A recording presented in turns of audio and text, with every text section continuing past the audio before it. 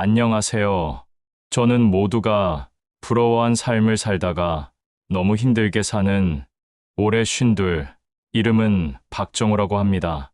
한때는 잘 나가던 대기업 엔지니어였습니다. 30년 가까이 한 회사에서 땀 흘리며 일했고 성실하게 살아왔습니다. 정호 씨는 참 안정적이야. 부럽다. 친척들이 모일 때마다 이런 소리를 들었죠. 연봉도 넉넉했고 아이들 학원비도 문제없이 냈습니다. 아내는 주변에서 남편 복이 있다고 자랑처럼 말했죠. 그런데 말입니다. 사람 마음이라는 게 이상하지 않습니까? 안정 속에서 어느 순간 허무가 찾아왔습니다. 내가 평생 엔지니어로만 살다가 끝나야 하나? 지금 조금 모아둔 돈으로 내 사업을 하면 어떨까? 그 생각이 머릿속을 떠나질 않았습니다. 그리고 제 앞에 마트 사업이라는 달콤한 유혹이 나타났습니다. 제 친구이자 후배인 이성민. 그는 50대 초반에 벌써 부동산 투자로 재미를 본 사람이었습니다. 직업은 부동산 컨설턴트라고 소개했죠. 야, 정우야. 너 같은 머리 좋은 엔지니어가 왜 평생 회사에만 묶여있냐? 지금은 유통이 대세야.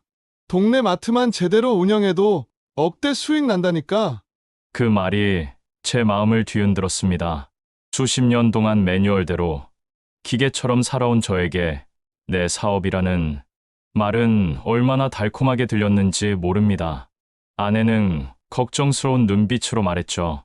여보, 대기업 다니면서 안정적으로 살면 안 돼요? 애들도 이제 대학 들어갔는데. 하지만 제 귀에는 들어오지 않았습니다. 여보, 나 평생 회사 노예처럼 살 수는 없어. 나도 이제 주인으로 살아보고 싶어. 결국 저는 모든 걸 던지기로 했습니다. 대기업 엔지니어라는 모두가 부러워하는 명함을 내려놓은 겁니다. 처음엔 모든 게 잘 풀리는 것처럼 보였습니다. 대출까지 끌어다가 20억 가까운 돈을 투자해 지역 중심가의 대형 마트를 열었습니다. 오픈 날 풍선이 날아오르고 붉은 리본이 끊어질 때 저는 가슴이 벅찼습니다. 이제부터는 내 시대다. 손님들도 많이 왔습니다. 개점 행사를 하면 세제, 휴지 같은 걸 반값에 풀었더니 줄이 길게 늘어섰습니다. 직원들도 활기찼고 매출은 치솟는 듯 보였습니다. 저는 주변 사람들에게 자랑했습니다. 봐라, 이제 회사를 나온 게 신의 한 수였지. 앞으로 3년만 버티면 건물주 되는 거다. 하지만 그게 착각의 시작이었습니다. 마트라는 게 겉보기엔 손님이 많아 보이지만 실제로 남는 건 얼마 없었습니다. 대기업 납품사들이 공급 가격을 쥐고 있었고 대형 프랜차이즈 마트들은 대놓고 가격 경쟁을 걸어왔습니다. 제가 아무리 손님을 모아도 이익은 줄어들고 빚은 늘어났습니다. 게다가 인건비, 전기세, 임대료, 한 달에 나가는 고정비만 수천만 원이었습니다. 대기업 월급쟁이 때는 상상도 못한 압박이었죠. 직원들에게 월급 줄 날이 다가오면 저는 새벽마다 현금 자동입 출금기를 돌며 대출 카드를 긁어댔습니다. 그때마다 제 자존심은 산산조각이 났습니다.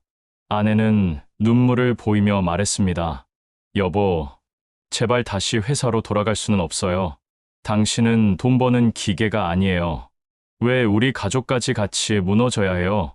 저는 말문이 막혔습니다. 돌아갈 회사는 이미 없었으니까요.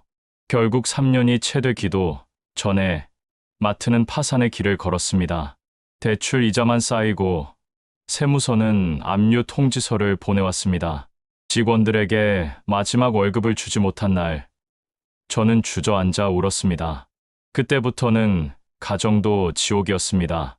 아내는 저와 눈도 마주치지 않았고 아이들은 아버지를 원망했습니다. 아버지, 왜 안정적인 직장 그만두셨어요? 다 망쳐놨어요. 친구 성민은요?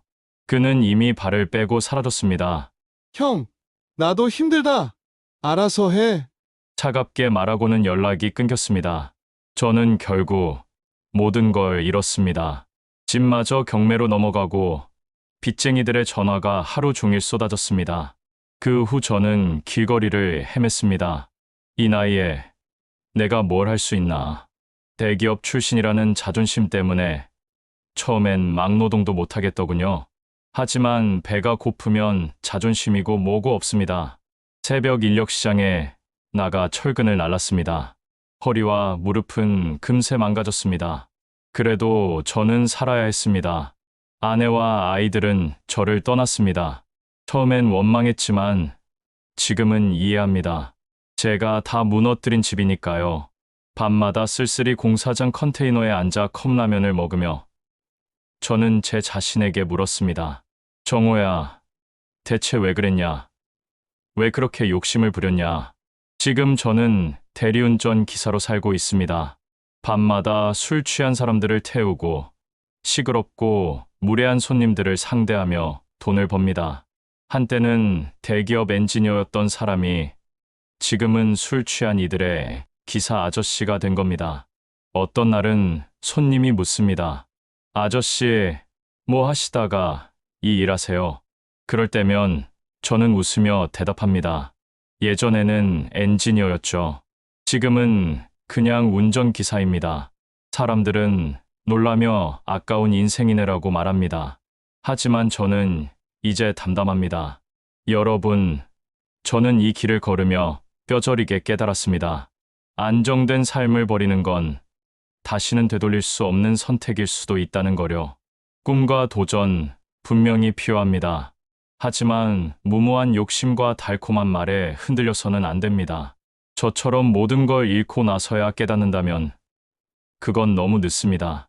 제가 오늘 이 이야기를 드리는 이유는 단 하나입니다. 혹시라도 제 영상을 보고 계신 어르신들, 나도 한번 사업해볼까 하시는 분들께 꼭 말씀드리고 싶습니다. 도전은 젊을 때 하는 겁니다. 나이가 들면 가족을 먼저 생각해야 합니다. 내 선택 하나가 사랑하는 가족의 삶까지 무너뜨릴 수 있으니까요. 인생에서 가장 무서운 적은 남이 아니라 내 안의 욕심이다. 남들이 뭐라 하든 내 발 밑을 단단히 다지고 지키는 사람이 결국 승리하는 사람이다. 여러분, 저는 제 인생에서 가장 큰 실패를 경험했습니다. 하지만 실패 속에서도 배운 게 있습니다. 사람은 돈 때문에 무너지는 게 아니라 욕심 때문에 무너진다는 사실입니다. 저는 안정된 직장을 두고 더 큰 성공을 꿈꾸었습니다. 그 자체가 잘못은 아닙니다. 문제는 제가 준비도 없이 남의 말에 휩쓸려 섣불리 움직였다는 겁니다. 가족의 목소리는 흘려듣고 친구의 달콤한 말만 좇았던 제 어리석음이 결국 모든 걸 잃게 만들었습니다. 여러분, 젊을 때는 넘어져도 다시 일어날 힘이 있습니다. 하지만 인생의 절반을 넘긴 나이에는 한 번의 선택이 인생 전체를 흔들 수 있습니다. 그렇기에 우리는 조심하고 또 조심해야 합니다. 돈이 많다고 행복한 것도 아니고 돈이 없다고 불행한 것도 아닙니다. 저는 모든 걸 잃고 나서야 깨달았습니다. 정말 소중한 건 가족과 함께하는 평범한 일상이라는 걸 말입니다. 지금 제 아내와 아이들은 곁에 없습니다. 그런데도 저는 매일같이 그들의 웃음을 그리워하며 살아갑니다. 돌아갈 수 없는 시간을 후회해봐야 소용이 없다는 걸 뼈저리게 압니다. 여러분, 부디 저 같은 실수를 반복하지 마십시오. 누군가 달콤한 말로 이 사업만 하면 부자 된다 속삭이더라도 내 가족을 먼저 떠올리십시오. 정말로 필요한 건 안정과 사랑, 그리고 지켜야 할 삶이지 남들이 부러워하는 겉모습이 아닙니다. 제가 밤마다 대리운전을 하며 가장 자주 듣는 소리가 있습니다. 술에 취한 사람들이 입버릇처럼 내뱉는 말이죠. 돈이 전부는 아니야. 돈이 전부는 아니야.